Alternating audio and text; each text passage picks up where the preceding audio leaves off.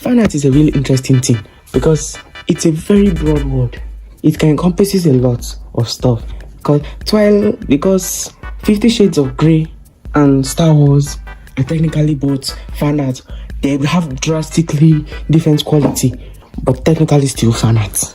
But the type of fanart I want to talk about is art based on an already existing IP.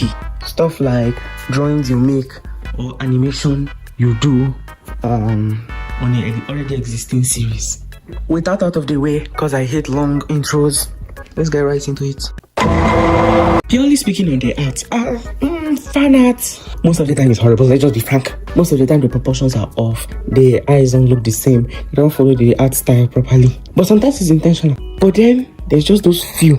The diamonds in the rough. God, that sounded so bad. The people that should straight up just go be artists. Okay? These people have their ego in control. It's always the people that don't know how to draw that act like they can do better. A lot of JJK and Attack on Titan fans have that problem. They didn't like the ending and they now want to make their own story. This is what I always hate. When fan art isn't made out of love, it's made out of spite, to spite the creator. You can make what ifs. I watch a lot of what ifs, right? What if videos.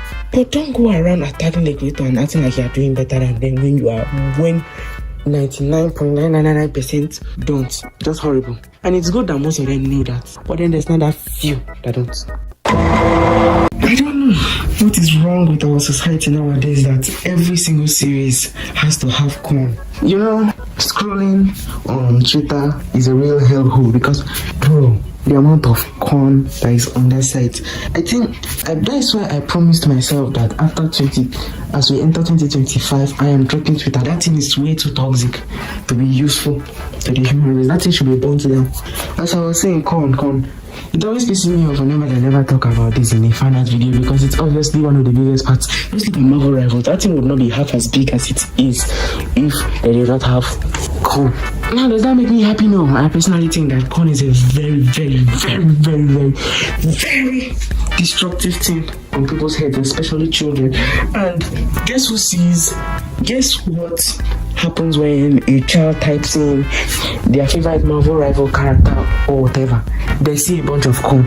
Not a very fun experience.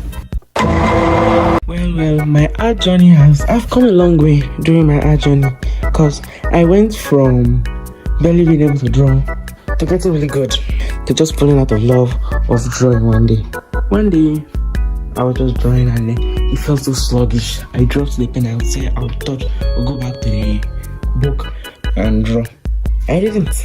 Just left it. I don't want to sound overly dramatic and stuff. I hate whenever they start playing sad music over a video. What I'm trying to say is this. I fell out of love with it. Just plain and simple. That stuff happens. But then one day, I saw a drawing of Thrag and Battle Beast from the Invincible series. Sorry, this is spoilers. But man, that looked good. And then I now tried to recreate it. It was obviously dookie, but I don't know. Maybe I just want to reconnect with drawing again. I'm still young. I don't have a lot of regrets in life.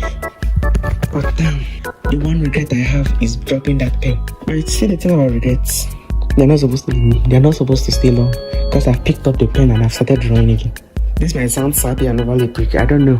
I feel like such an MCU character undercutting dramatic scenes with my humor. But man, you don't know how that pen felt nice.